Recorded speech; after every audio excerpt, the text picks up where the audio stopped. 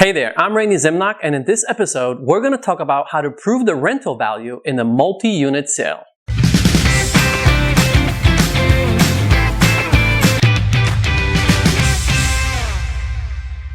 When realtors and investors are working together to sell a rehab multi-unit, and I'm talking about a multi-unit usually between 2 to 4 units, otherwise it's considered commercial above 4 units.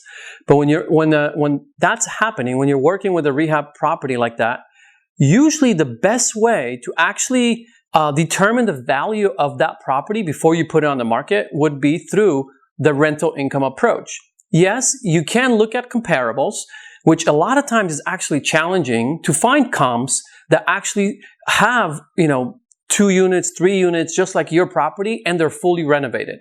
That's very rare and hard to find in most markets. At least that's what I find in San Diego, being a challenge. So knowing that the challenge is that most rental units are actually being lived in and they're not fully renovated, how do we then determine that value? So what I suggest to my investor clients is that, number one, we get an appraiser to go out to the property and see how they're going to be able to look at all types of properties in the area and see if they find something that maybe we wouldn't, right, as realtors, and even the investor, because this is a team effort. When I work with clients, it's a team effort.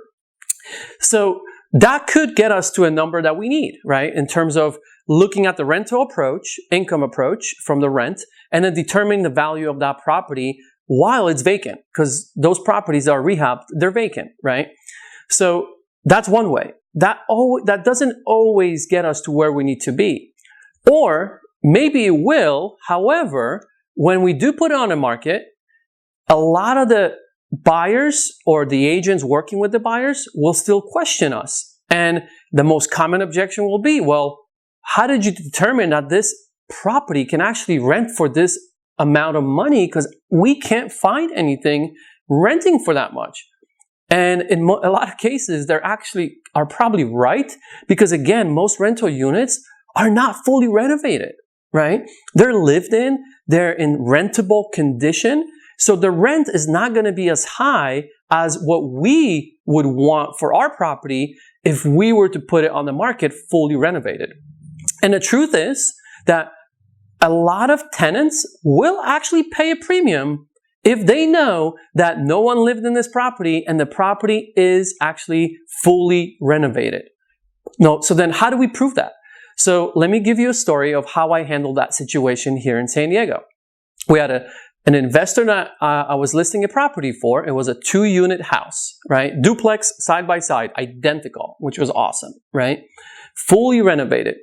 And first thing, once we got the appraisal, it did come in where we needed to be. The challenge we ran into right away is agents were questioning the rent amount that we were using on the projected MLS listing, right? Because we put together nice marketing pieces with the projected rent, right? Because we looked at the rental market in the area, and then we bumped it up a bit because it's a renovated unit. However, agents were asking us, like, how did you come up with a number? Like, can you really get that number? So then after about 30 days on the market, my client, the investor, and I, we started talking and said, look, we might want to consider putting up a rental ad for this property. You don't necessarily don't have to rent it if you don't want, but let's at least see if we have interest at the number that we're marketing for this particular property per unit.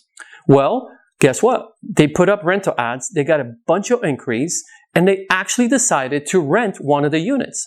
And it was awesome because the 2-unit duplex, one of the units was staged, so we don't want to rent that one. The other one was vacant, no furniture. So guess what? That's what they rented. They rented the one that was empty, identical like the other one, right? And we were able to prove to the market that that property can actually get that much in rent. And what's cool about this is that I was in the middle of negotiating on an offer as we were doing this. And we were literally about $40,000-$50,000 apart. And the negotiations have been going on for a few weeks now, right? And the buyer was a 1031 exchange buyer. 1031 exchange buyers usually will buy a property to buy and hold and then rent, right? That's the most common way of using 1031 exchanges. So this buyer was also skeptical, right? Prior to us renting it, was skeptical like, well, can I really get that much rent for this property? So the moment we rented that one unit, I was excited to call the buyer's agent and say, look, I have great news. We just had, not we, because I didn't rent it, my client did. My client just rented the vacant unit for the amount that we were projecting, which is awesome. And I wanted to share that with you and basically asked her to go to their client and be like, look, we need to get to the number because we have proven our case that the market value is what we are projecting. Guess what? Within the week, we bridged the gap and the buyer went up to 40, 50,000. I don't remember the specific, but I know it was around minimum 40, if not 50. And we were able to actually go into escrow with that buyer that was waiting, and we're negotiating back and forth for weeks. The moment we rented that thing, bam, we're in escrow. And the buyer went up thousands of dollars, right?